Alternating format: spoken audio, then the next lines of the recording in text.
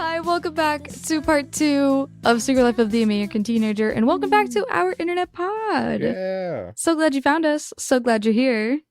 I am your host today, again, Miss Febe Anime, and here is my lovely co-host sitting with me on this. Tipsy Ghoul, I am here. So how you been doing, Tipsy? I've been just chilling, just hanging out. Yeah. Just, you know, I Okay. listened to the Pt.2 podcast today Oh on the my drive over because the goodness. second one was only 30 minutes long, so I was like, fuck it, why not? That's like me coded when I tried to make my own podcast, and I was like, what do I talk about? Yeah, the first one's like an hour and some like change, and then this one was like 30 minutes plus like with the ad break on the inside. So I was like surprised. Guess she couldn't find much more to talk to you about. Yeah, I guess you're right.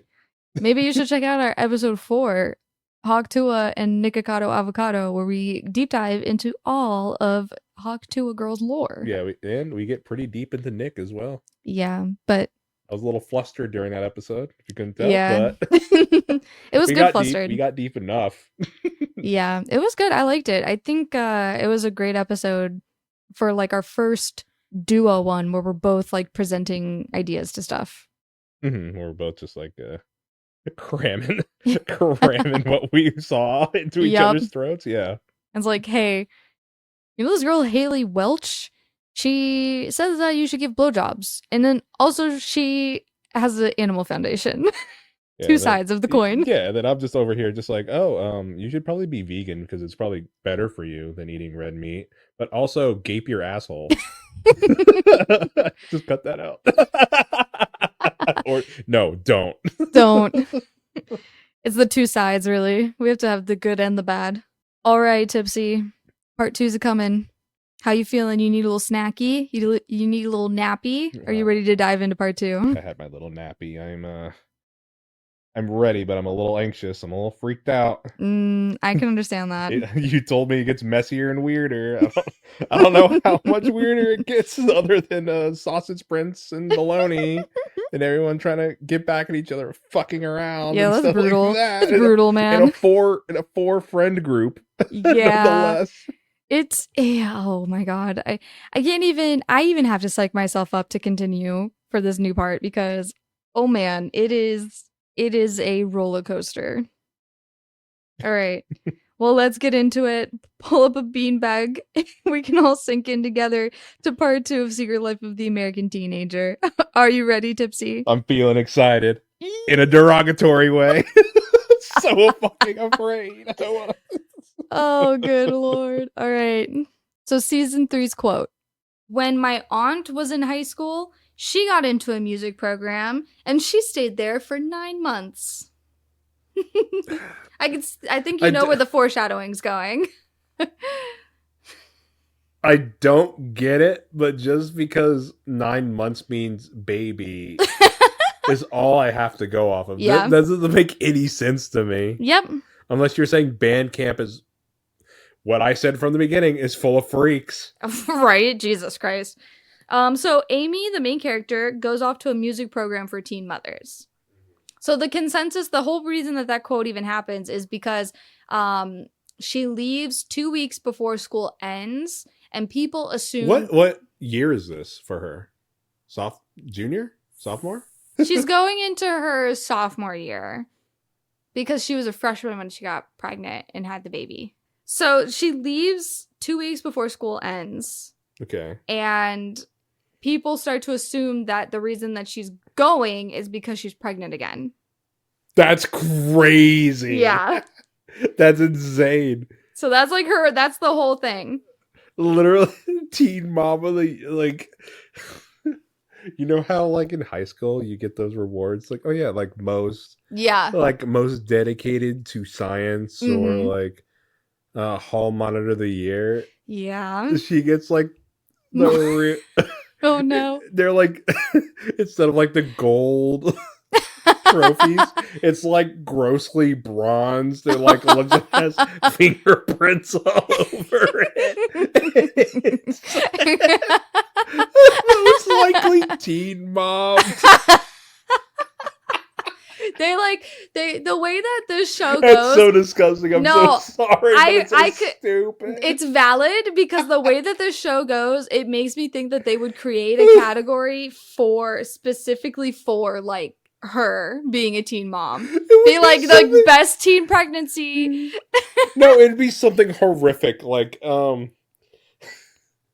best improvement. And it's the woman who had 2 babies while in high school. Oh my god. You did great, That's so sweetie. Fucked. I'm you so did sorry. So great. All right. That's so fucked. So Amy's off at this music program. That music program's happening in New York. Juilliard? Fun fact. Juilliard? No, it's something that could help her get into Juilliard. Oh, okay. Yep. That's what she wants to do. Yeah. Hit me with it. And so she's in New York. Ben and Adrian, they slept together. Yeah. Adrian gets pregnant. She gets pregnant? She gets pregnant. She gets pregnant. And it was bound to happen, it seems. It's so unfortunate, and it's so true. That would have been so cool if she went through the whole entire show not getting pregnant. Yeah. That would have ruled. That would be like, okay. Because she preaches safe sex often. She uses condoms, she has birth control, like, so the reason... Hey, so she got the 0.001%? So the reason more that it was a bigger percentage is because she had switched birth controls. And it was within that first month. You're supposed to wait a month. She had sex within that first month. No condom. Nope, they had a condom, but the condom broke. So it was like anything that could go wrong in safe sex did go wrong. Yep. Jeepers. So Adrian is pregnant. The whole season, by this time, rewatching it, I was very much thinking it was noise. I was zoned out and I was just listening and it was all just noise. The whole rest of the season is just Adrian being pregnant and proud. Ricky comes and visits Amy while she's in New York because like it was a whole like thing where the families come and visit. But it was just them two. Mm-hmm. And they start to feel out if maybe they could actually have a relationship. Yeah, it's like almost when like Dean came back into the hotel. Yeah. Yeah, they had sex again. That was so awful, dude. But yeah, I feel like I love Amy and Ricky together because Ricky wanted to be a better person. But I feel like Amy just wanted to grab Ricky and keep a hold of him because like he was the guy that all the girls wanted. Well, in one way, because I've never had a kid, right? Yeah. I can see why you want to keep, the family together in like some kind of like way, like, because it's messy otherwise, or it's just like not messy, but just really hard to move all the pieces around, you know what I mean? So it's until you're like 40, like where you have all your shit together and like it's like, oh yeah, this is my partner this and this is my partner this, and we'll trade kids, it doesn't matter because they're in college now. It's like, so it's like 100%. I agree. I think having it's just messy. It's just messy the whole entire time. So I kind of understand where you're like, I just want to be with the dad, and we can figure this out when we're like, both have careers. If we love each other or not, that, oh my God, I'm talking like it's this generation. I'm not thinking like it's the 2008. Yeah, I'm not thinking old school. So they would obviously be like, we need to get married now. Yeah, and I think that's where Ben came into play. Like having Ben, who also had like a family that was supportive of her situation in the first season, made it easy that rules, for by her. The way. Yeah, 100%. And that time, that rules. Yeah, it made it easy for her to be like, okay, like we'll be together and we'll get married, and because like we want to get married, but the family was not really into them getting married because like they were young. And so it was like it was progressive in a way of like You're not going to get married just because you're having a baby, because like there's ways to support you in other fashions. And in this situation with Ricky and Amy, but again, this is like the 2000s where it's yeah. like, we are going to support you if you get married. Oh, true. Yeah. So you have to get married. Yeah. And we will support you. So it's nowadays, it's like, yeah, like we'll work out visitation rights, and my parents are going to take care of me and my baby. So it's going to be like, yeah. So like, obviously you're going to be still like friends with me, and we're going to have, it's that's like a normal way of life now, because, you know, religion isn't part of it anymore. Nope. So it's like, yeah, you just rip it away. And now you're just like, oh, we're just people. Like, we just want to be, you know, close to my son. So. Yeah. And especially in this situation, like, having a good relationship with your baby daddy is like really crucial because you're young, and that can add stress. And so like it's good. And so they end up like talking and kind of seeing if they had feelings for each other, and kind of kissing, getting a little bit more intimate. Yeah. But intimate in the sense of like, we don't have to take our clothes off. Intimate. Right. Like, just say like, is it like we kiss? Like, is this going to go more? Or yeah, of course. Yeah. Yep. So which is fair. That's it's a good little, good little thing. I will say this season 3, towards the end, some of the best writing and acting I've ever seen, period. And this is why. Really? And this is why. Okay. All right. So while Adrian is pregnant for the whole rest of the season, Ben and Adrian actually get married. So they actually, like, their one night stand to get back at their exes, they get married for real. I know, you just had a whole retrospective about how great it is that they didn't need to get married, Amy and Ricky, and here Ben and Adrian are setting standards way back and getting married. Woo! For real. Well, first of all, this seems... Okay, hold on.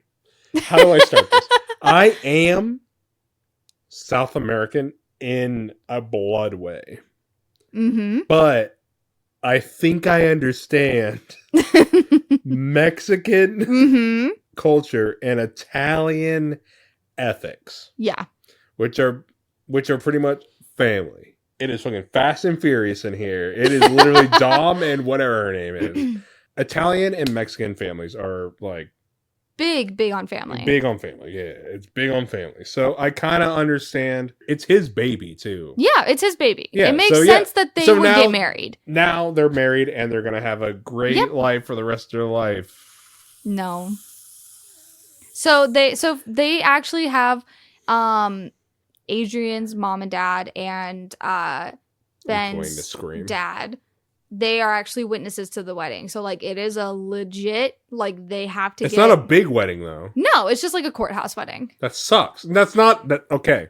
That's not a Mexican wedding. That's it's not a Mexican not an Italian wedding. No. It's not... They don't do a wedding... They don't do weddings like that. There's no way in hell. There is... Okay. They're also teenagers. Hold on. Give me the writers' names. I just want to talk.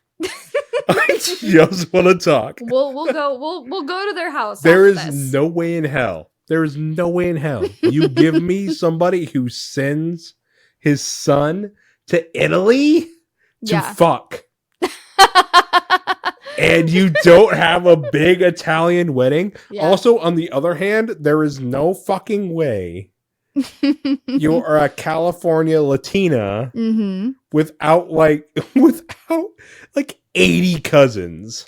Yeah, so her situation is really interesting because her mom and her dad, she's like an only child, and also like her dad left her mom. So her mom is like alone and single, and then also her mom's a flight attendant. So like Adrian's been on her own for a very long time and is very self-sufficient. So like her promiscuity is not out of left field. It's attention. Yeah, it's pretty much like, oh, and then so she finds her dad. She realizes that like she wants her family to be together, and then they actually do start talking. Fun fact, the dad actually leaves the wife that he's with to be with the mom. He was like already married, and she's like, hey, get with my mom. And then he like thought about it, and then like that happened. Wait, the mom that was a flight attendant? Yeah. He was just like, I'm happy over here in this other woman's life.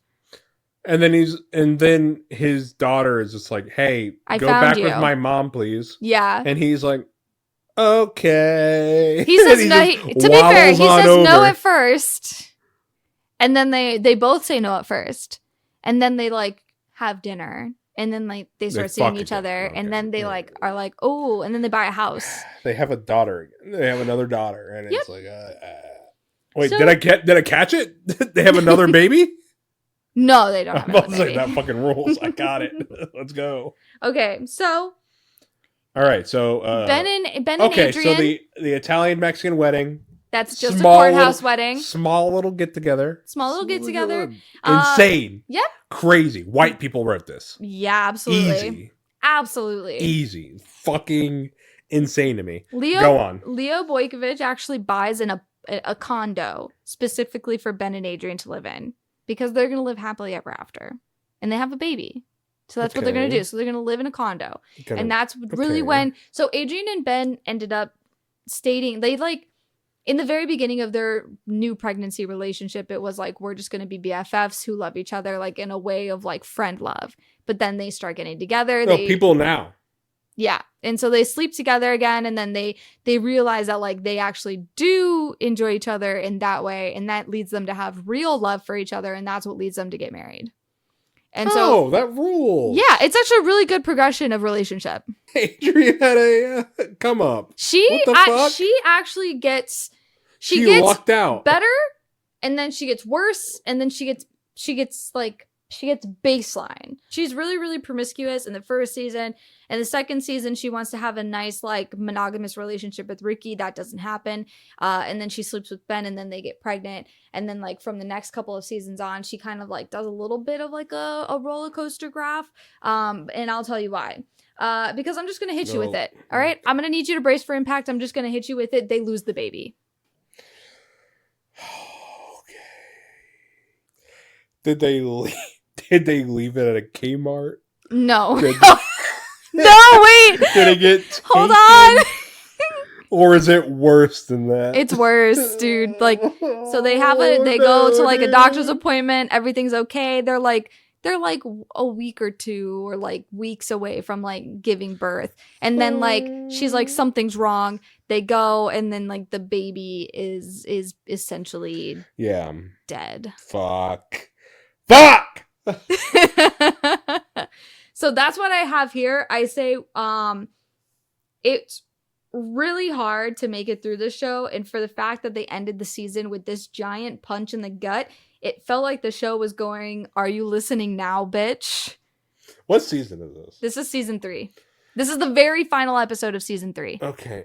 Grace coming back anytime soon? Grace has been here and there. Grace has been trying to tell Adrian not to get an abortion because she initially wanted to. And then also Grace is like, she's just in doctor mode and school mode. She's not really doing anything. Like, okay, Grace is nothing memorable. Grace is coming up. Grace is on the come up. She's kind of just... and we're going to have to cripple her. She mourned her dad, and then like now she's just kind of battling that.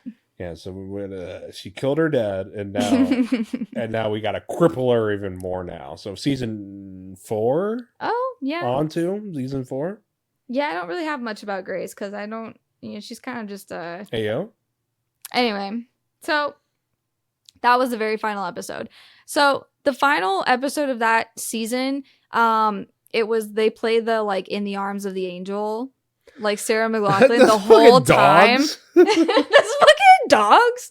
No, it's really sad. I have a personal connection with like losing babies, specifically like my mom. She had like miscarriages when trying to have babies, so it's just like I'm very fond, or not very fond, I'm very aware of like how much sadness that can be. It's the only time I've ever seen my dad like break down and cry, 100%. But it's never been to this point because like she was pregnant as fuck. Like she was big time pregnant, and it was just like random. They don't even ever really say what's up. But this like this really, it was heart-wrenching. And like I said, it was some of the biggest and best acted moments because like Adrian's in the hospital bed at her mom and she's just like, they said I didn't do anything wrong. And she's like breaking down and she's just like, I didn't do anything wrong. I did everything right. Like they said I didn't do anything wrong. And she's like bawling her eyes out. And I'm just like, holy fuck. Like, well, then, but the crazy part now is like, oh, now we gotta. Now she's married. She's married. No, that's not the worst part. It's like, now we gotta mix up that baby. and get it out of there. Yeah, like that's delivering a dead baby is awful. That is the most horrifying thought that I could probably think of. So next season, I'm gonna throw a new character at you. Hey, let's put a joke in here because that was not fun. Oh, I've got a joke. That's what this quote is. Hit me with a joke. The joke is you can mourn and still look good. If my baby was just ripped away from me and you said that at me, I would scream. So this was said by Betty. Betty is a former prostitute that the Sausage King marries for a brief period of time. Betty is played by our one and only Jennifer Coolidge. I fucking love her. Really? Yeah, I'm not even shitting you. Jennifer Coolidge has a brief stint in Secret Life of the American Teenager. She's on for, I think, a few seasons, specifically starting off as a friend to Tom, who orders a hooker online, not understanding that it was actually a hooker. She's very sweet, very nice. And then she ends up marrying the Sausage King, who helps her get out of that life. And unfortunately, her and the Sausage King do not make it, mainly because the Sausage King was pining for his old wife and kind of chose Betty as a rebound. Okay. And so she realized that like they weren't having a great like relationship, and it wasn't like so bad. Like it wasn't anything that was like major. It was just kind of like the sparks fizzled out. Like they had a really good first like burn, and then the sparks fizzled out, and she's just like, I just want to go to school and I just want to have fun. He still takes care of her. He still like really like has love for her, but they're not together anymore. But she goes over to Adrian's because Adrian is like really upset. They also isn't it kind of crazy that she has like a line in Legally Blonde? It's like, wow. Yeah, the hot dog thing. I love that you said something about hot dogs. Yeah, that's all I've been thinking about this whole entire time. I was ready to like introduce her, but I needed to introduce her in the best way, and this was it. That makes me want a hot dog real bad. Real bad. I love Legally Blonde. Legally Blonde and Legally Blonde 2 are some of my favorite movies. Oh yeah. Hell yeah. Key. Basically what happens is Adrian is really depressed. She's eating a bunch, which honestly she doesn't gain weight from where she was at, but like the show makes comments about her. The show makes comments about her being bigger than her initial size. Bigger than pregnant. No, like bigger than her old body before she had a kid. So, like, she's eating everything, and she's, like, saying that she's fat, and everyone's saying that she's fat. So she got it, like, taken out, obviously. And, yeah. The belly, everything. Because apparently teenage bodies bounce back immediately. I didn't even know that. But apparently that's, like, a thing. Where, like, the younger you are, the better your body has to, like... Yeah, women take notes. Tipsy.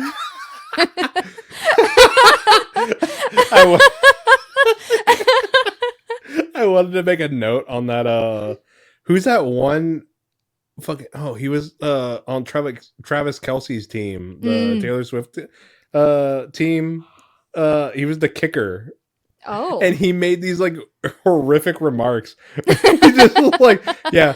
The best part of women's life is being married to her husband, being introduced to her husband. Gross. And I was like, fuck, dude. Come on. I hate shit like that. It's the same exact energy. It is. It really is. Gross. Mm-hmm. So Betty comes over, and everybody's been trying to get through to Adrian to help her kind of snap back out of this depression. And she comes in, and she just hits her with a dose of reality. She's like, You haven't showered. You look gross. I know you're in mourning, but like you can mourn and still look good. And like honestly, props to Betty for that. Cause like Adrian's like, I needed that. Like I needed somebody to just treat me normal. It's the standard like, don't treat me like a wounded bird because like, you know, that's just gonna make me hate things even more. Yeah. All right. So alongside all of that, Amy and Ricky start to live together. Wait. Yeah.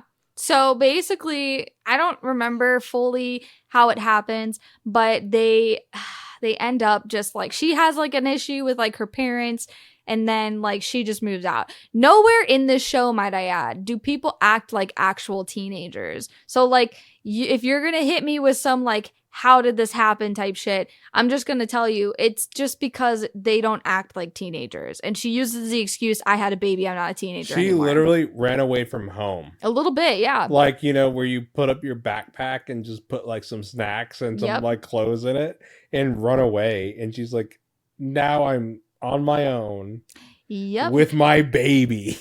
I have here the main premise of season 4 is Amy and Ricky live together / summer school / gay coded. You have my full attention. Hold on. It's because in this season there's lots and lots and lots of questions surrounding being gay, mainly because Ricky's mom is introduced. She's like just kind of a very minor character. She's introduced and she is gay. And then his mom starts rules. Yeah, it's really great. His mom starts talking with Amy's mom, Miss Molly Ringwald. Okay. And there now begins a talk about how like, is Anne gay? And then that's like the whole thing. And then it trickles down from is Anne gay to Amy being gay. And then it also trickles into Grace and Adrian kissing and wondering if they're gay. And then it leads to Grace dressing like what I think the show was trying to represent as a stereotypical mask lesbian. Trucker hat, vest, very masculine facing. Like, they do not ease this topic very well. What? This is 2008, probably 2009 or 10? So we're on the second to last season. So yeah, 2010, 2011. Okay. That's not good. They don't take the gay, like, they don't take it very very because let's make this season gay. It's pretty much the idea of like, experimenting. Like you can either be straight or gay. Like the spectrum of LGBTQ does not exist to them. It's either you're gay or you're straight, and like that's a whole thing. Everyone's questioning if they're gay, but also Anne ends up being gay. She actually comes to the revelation that she is gay, which is great. We love that for her. Who? Anne is the mom, Molly Ringwald. Oh, she's gay? She's gay. She doesn't start off gay. And she ends up getting pregnant at one point during the series. Yeah, because I guess you're not born with it. It's kind of happens. Because it's that simple. Yep. And so aside from the whole antics of homophobia, right. The aftermath of Adrian losing the baby is like 6 episodes. So they deal with that for like the beginning of the series because Adrian drums off.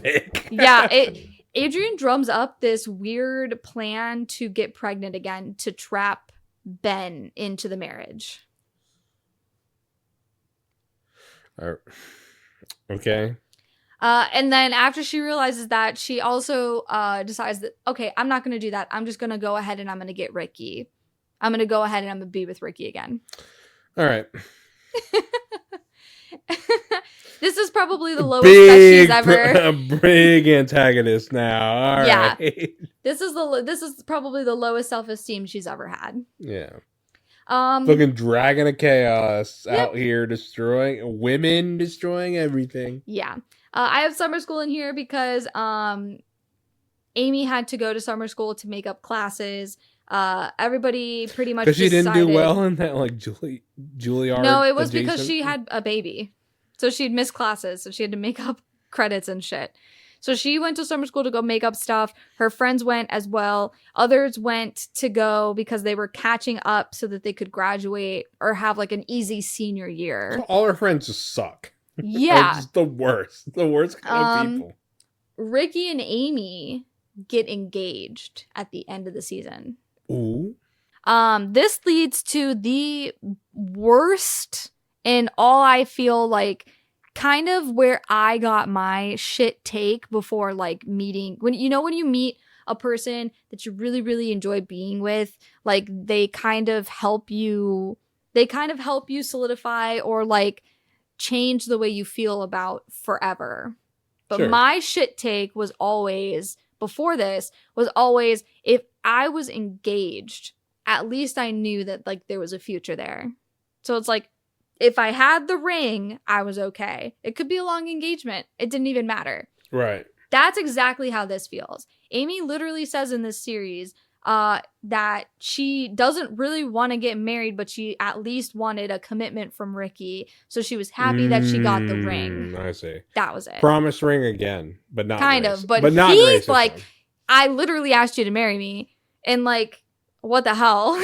Like, and she's just like, I don't know. And then I'm just a little guy. Yeah. We have a 5-year-old, by the way. Yeah, and this was done on kindergarten's tomorrow. Fucking right. This was done on the stage of the graduation. So like the seniors graduated and Ricky was that senior. He was also valedictorian. And Ricky? Yeah. He's actually really smart. Someone named Ricky. Yeah. You're telling me. Yeah. Someone named Ricky. Mm-hmm. Well, this is fiction. This never happened. Well, a fun little fact I didn't even mention about our little Miss Latina is that she's also very smart. She's like super smart. She never lets her grades slide. Like she's always like doing well in school. She has a really good average. She's in the majorettes, which is part of like the like color guard or like marching band dancing people. Mm-hmm. So like she also does really good. So like it's supposed to be a surprise that she's like promiscuous but also super smart. But like yeah, she's also really like book smart and well read, and Ricky's also like really smart. She's independent. Yeah, they're both just very independent, it seems. And it's funny because it's like they want you to show the people who are most self-destructive are also the ones that are most self-sufficient. Yeah. I can definitely see that. At its core, yeah. It's a simplified version. Yeah, I can see that. Yep. Yeah. This is also the season that the mom and the sister slowly start to disappear from the show. So, like, what you mean? They Ashley start is just so gone? like the sister does like a cross country road trip with a guy and like is gone for all this time. The mom like goes and starts to live with her mom because her mom has Alzheimer's, and like she moves to Palm Springs and that's like where she is now.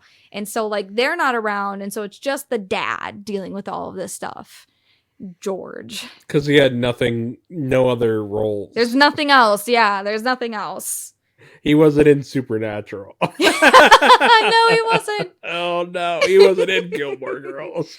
Actually, I have another quote here. Amy actually goes to a confidant of her dad and asks, because like her dad is like hanging around Grace's mom a lot. Grace's mom is actually Amy's dad's first wife. All right, repeat that again. George, which is Amy's dad. Yeah.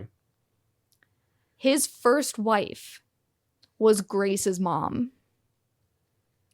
Oh. Yeah, it's mixed up. Oh. I think I know what that meant. Oh. So like they were married and then they divorced. Mm-hmm. But he apparently always loved her. But there's a confidant of Amy's dad. And Amy goes to her and asks, like, if George, Amy's dad, is actually going to be doing anything with Grace's mom. Be like, because they're hanging out and stuff, and it feels like maybe some more stuff is happening. And she's just like, just tell me the truth. Are my mom and dad getting back together, or is he going to go back to wife number one? Mm-hmm. And the confidant says he's in love with his first wife and always has been and always will be. Is the confidant literally just an 8-ball? No. She just shook it and just threw it. it. And it just starts spouting some like this maybe someday thing. No, and I have it written down here because like Amy asked the question. Like Amy gave it probably wouldn't be the worst thing, and then she asked for like more details. And then after hearing about that, she literally breaks down crying. Like she bawls her eyes out. And then her fucking 2-year-old son comes up and starts beating up the messenger. Like Let's comes go. up and starts beating on the leg of the woman who said it. Fuck that man up. I also think it's important to note that there is no pregnant person this season. That sucks. Yeah. In season 2, I didn't mention it, but it was the mom. What? Amy's mom who got pregnant. What? Yeah. It wasn't really a big deal. To me, it wasn't a big deal. So it was. Hold on. So on top of Adrian getting pregnant, Amy's mom gets pregnant. So Amy's mom has a baby a year younger than Amy's baby. Yeah. Are they besties? Are the babies besties? No, because the mom moves and takes the kid. So she doesn't even get to really have a relationship with her brother. It's fucked. Okay. So that's the majority of season 4. Everyone just questioning if they are gay. Summer school happening so that they can either have a really nice, easy senior year or catch up on stuff that they missed. Or get gay. Exactly. Get gay, dude. And then Amy and Ricky getting engaged. That's like the biggest talk. That's crazy that happens. Mm-hmm. Now season 5, our final season. Please. Our quote. Oh, fuck. I forgot about these. You want to die? I had to lie. My dad was so proud of us. Of me. He loves me. That didn't seem as bad as... When you know the context. Yeah, when you know the context, it's a little bad. Fuck. Is the context bad? Yeah, the context is pretty bad. Pretty much this whole season is Amy destroying her relationship with Ricky. Like, not even like sugarcoating it. Like, full ass destruction. Like, she doesn't want to actually get married. But they were talking about it, and they actually end up like eloping. But there's a question surrounding if they actually do get married, because there's like they go off and then they quote unquote get eloped, and then they come back and the family's just like, did you elope? What the hell? And then they're like, we got married. I'm sorry, Amy says, we got married. Uh-oh. And then Ricky and her have an argument, and he's just like, what the hell? Like, we can't keep lying. This is like getting worse and worse because people are giving them wedding gifts. People are like truly showering them with love and affection regarding them getting married. And then she's like, when I said like, we got married, you could have said, no, we didn't. And he was just like, what? Like, you're the one that was running the whole show. She's crazy. She's crazy. Postpartum. This is like 3 years. Postpartum. And then so that's when the line comes up where she's just like, I had to lie. Like, my dad was so proud of us. Like, he loves me. And that's always been a point of conjunction with her and her dad, is that she's always thought that her dad has loved her sister more than her. And so this, with the dad her being sister proud, doesn't even exist anymore in the show. No, apparently. not really. She ends up going to like a cooking school in Europe. A what? A cooking school. Cooking school. She really just wants to get out of there. She just really fucking wants to get out of there. No, the writers want her out of there. Yeah, pretty much. So aside from Ricky and Amy trying to work out their relationship issues, which is pretty much the whole entire season, Ben has a new girlfriend, somebody that he met at a party. Okay. And they actually burned down a private school. Burn it down. Burn it down. So... Like physically, yeah. They sneak into the school and light a Bunsen burner to make s'mores. And then they just don't ever turn the Bunsen burner off. All right. And so yeah, they burn down the school. And then the other things I have here is just Amy doesn't want to be married. She just keeps pushing it back. She just doesn't even really she doesn't even want to talk about the potential of like having a ceremony and saying vows. Like, she's just like, no, like, I don't want that. I'm going to go to this school and I'm going to do this. And I'm going to have my cake and eat it too. Like, cause she thinks it's a crazy talk as a single mother. Right.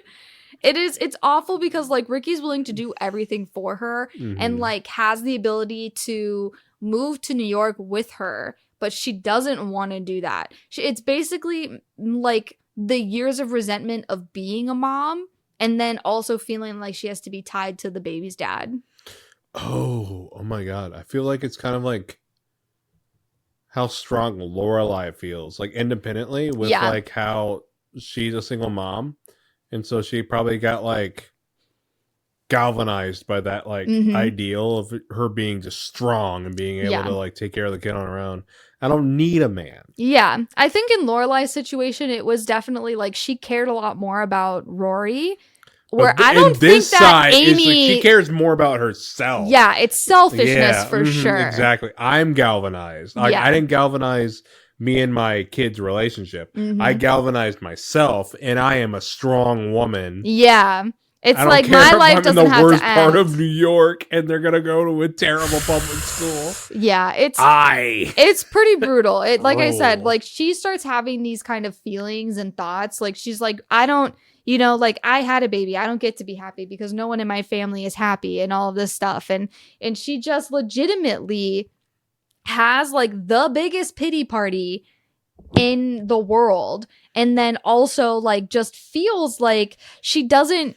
She feels like she needs to have all of these opportunities given to her to the point where like she doesn't need to sacrifice anything because she had a kid. Like people would constantly tell her about what she would have to give up by having this baby when she was 15. And she'd be like, no, I have like Ben who's going to pay for everything, or I have Ricky who's going to support me and all of this stuff. So it's just like she automatically came through here with it being very selfish. So there was no redeeming quality in this because she changes Ricky. So like TLDR on Ricky is a child of abuse, sexual abuse. His father actually sexually abused him. Fuck. And it was pretty brutal. And so there was, in the second season, everyone finds out, and then there's some small talk about how like, what, do you think I'm going to do that to my kid? Kind of shit. And he's like, obviously I'm not ever going to do that. But like his womanizer ways are changed because he cares about Amy and he stops sleeping around. He is completely monogamous with her, and still like she did all of that for him and to him, and she still spit in his face by being like, I'm gonna go somewhere out of town and like you're not coming with me, or like we're not gonna get married. Could you imagine? But he also kind of like fucked up too, so yeah. He does kind of suck. I can't fully defend him because he sucks too. He sucks in ways that like he was a teenager. Yeah, he's a teenager. Yeah. So that is the main premise of the show. I have some honorable mentions. Let's go. It's over. That's the last season. It literally leaves. All right, just give me the bow. Like all characters. Where are they? Okay, so Grace and Jack are together. Okay. Adrian is getting engaged with somebody she met in college, somebody who treats her very strong and basically is everything that she could ever want in a beau. Lauren and Madison are Amy's friends. They're just going to the same college. And that's exciting. Friends, yay. Ricky ends they're up just normal people. Yeah, they're just normal, man. They didn't want to sully their life. They're in social studies. Yeah, pretty much. And Ricky stays at the butcher shop. Okay. And then Ben actually gets into the same school Amy does, because lo and behold, in his situation and his come up after everything, it's apparently always Amy.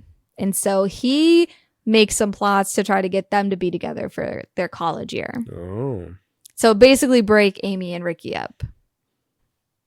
Does it ever get like a ending or anything? No, because the final season just ends in her like leaving Ricky. Or the final episode is her just like walking out of the butcher shop with John and being like, that's it, I'm leaving.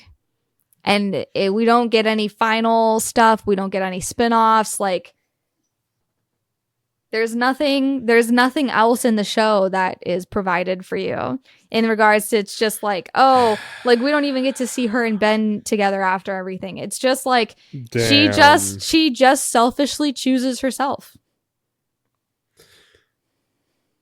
Based Lorelai.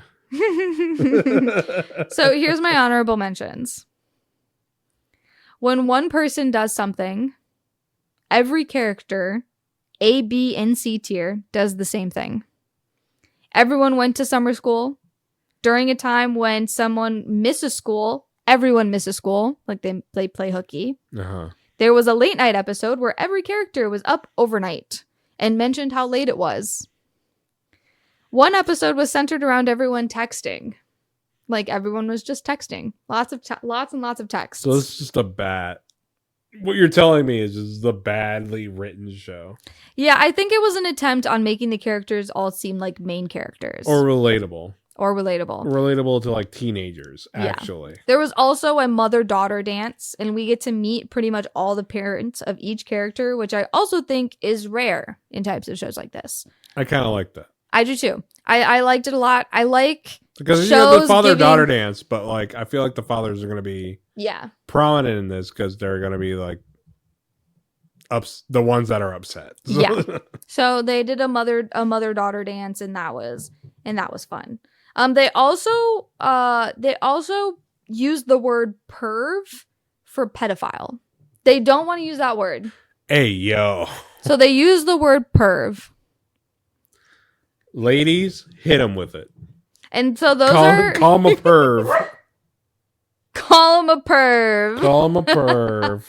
So those are some of my honorable mentions. This show overall, like if I can just put a nice little bow on it, this show just shows that when you get pregnant at a young age as a teenager and you have all of the support in the entire universe, it will turn you into an entitled, spoiled brat.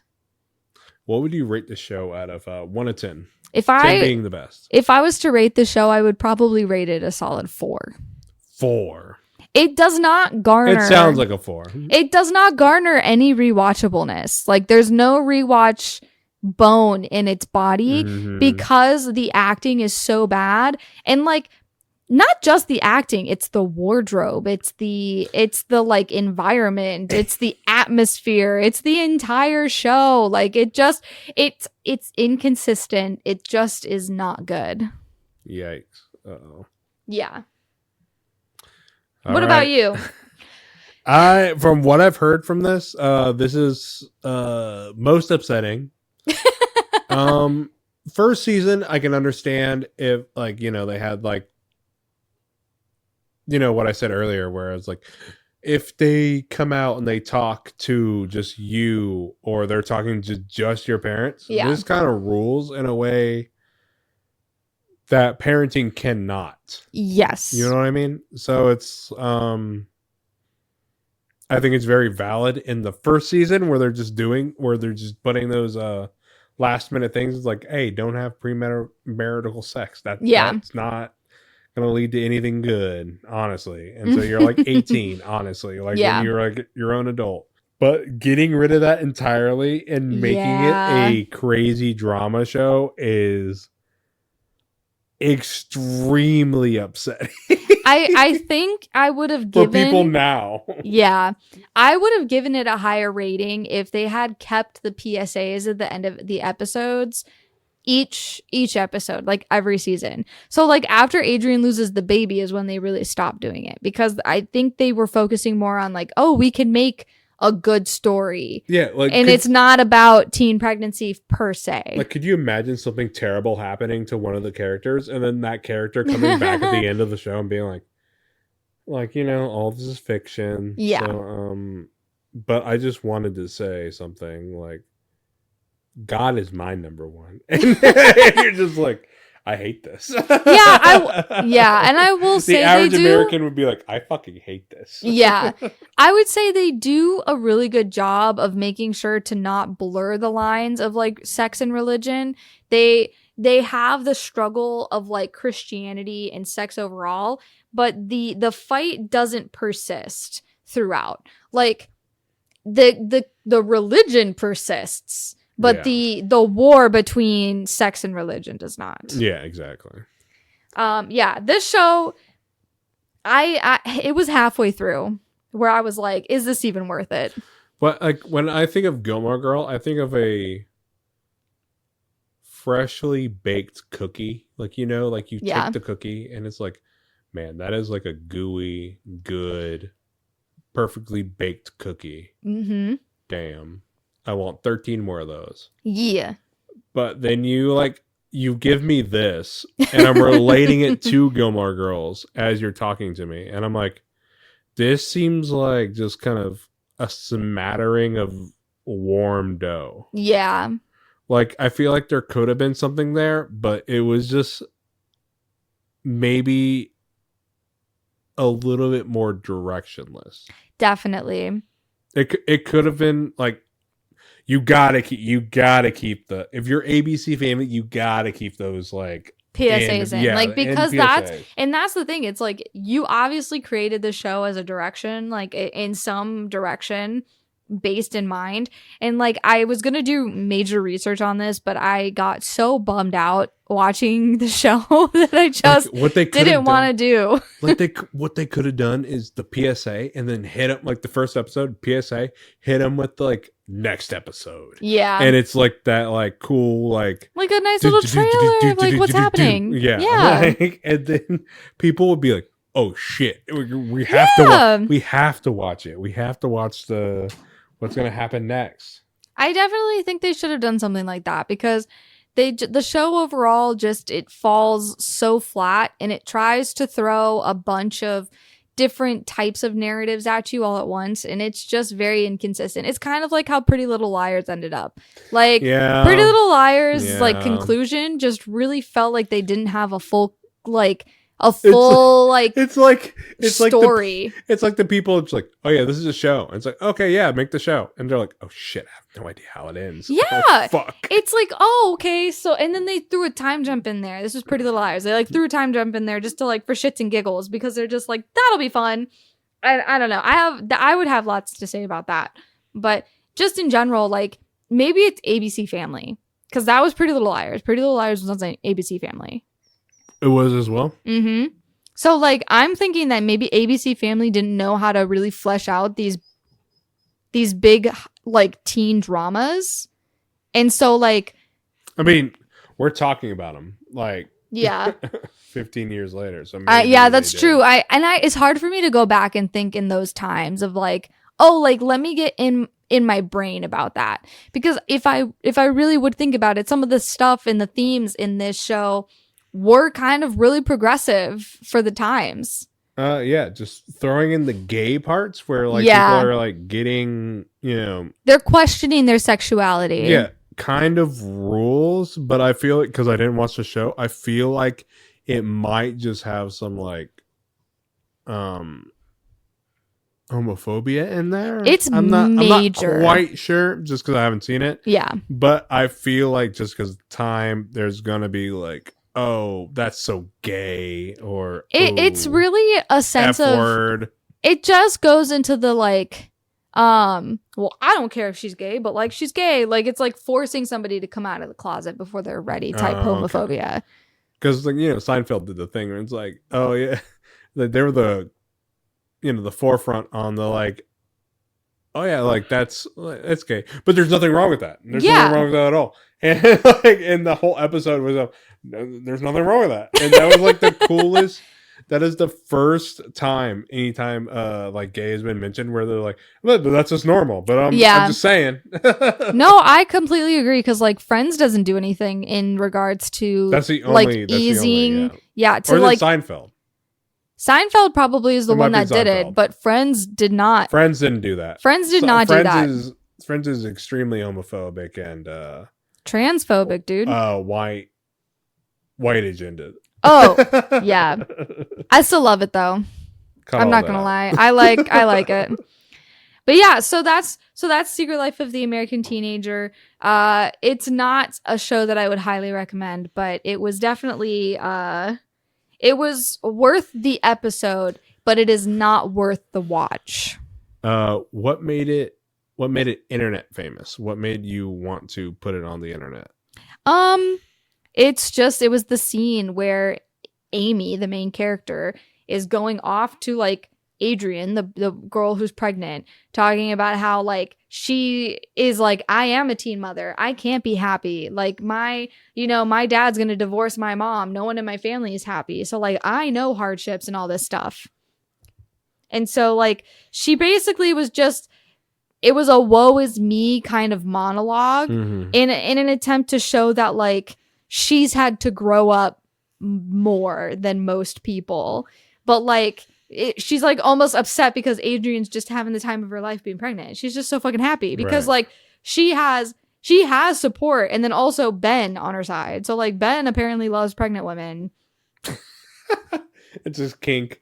We'll just leave it at that. It's a kink shaming. A lovely little kink. But I feel Ben. like if we came from any part of the internet for this, I think it's going to be the shh.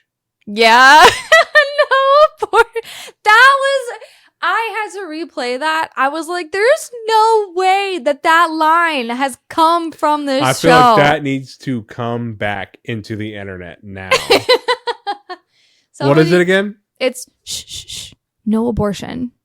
Cause like Amy's talking about getting rid of the baby, and Ben's like, shh, no, like he just, it's not silence even her. It's not even the no abortion. It's literally him shushing her. He shushes her. The best part. Oh my god.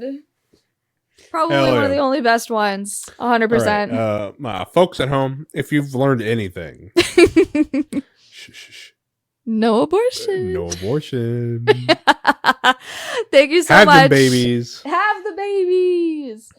We appreciate you guys for listening to this dumpster fire of a show retrospective. If you want to see some really fun memes and images regarding this episode, please go ahead and follow our podcast socials at Our Internet Pod. If you're interested to see what else my internet covers, you can go ahead and look me up at Feibe Anime on all platforms. How do you spell Feibe? Oh, it is Feybae. I know some people confuse it with FAE, but it's FEY. Yeah, I do. Every time. So Feibe Anime, you can see anything that I'm doing over there in my animanga world, and then sometimes pop culture trash TV shows. And where can they find you, Tipsy? And if you want to see garbage on the internet, I'm always posting on Instagram now. Just shit that I see that I really love. If anything negative to say about it, then you can come find me, like Kim Jong-un. Both of you can come find me at Tipsy.ghoul. Yeah. On Instagram. Yep. Tipsy's he's a stan. He stands his social platform, and that's pretty much where he lives. For now. But yes, you can catch our episodes coming out weekly to you Mondays at noon, wherever that you can listen to podcasts, and even on YouTube. Woo! Let's go. We appreciate you guys listening and appreciate all the support. You have a great rest of the night, and I'm just so sorry for this episode. Don't apologize. They deserve it. That is true. You didn't want to know, and I was adhering to the guidelines of the show. If you made it this far, congratulations. You are a fucking... You're a G. You're something. You're fucking something. If you've made it this far, find me on any social platform and just reply with shh, no abortion. Good night, good luck, good riddance. We'll see you on the next one. Bye. Oh, fuck. No abortion is so fucked up.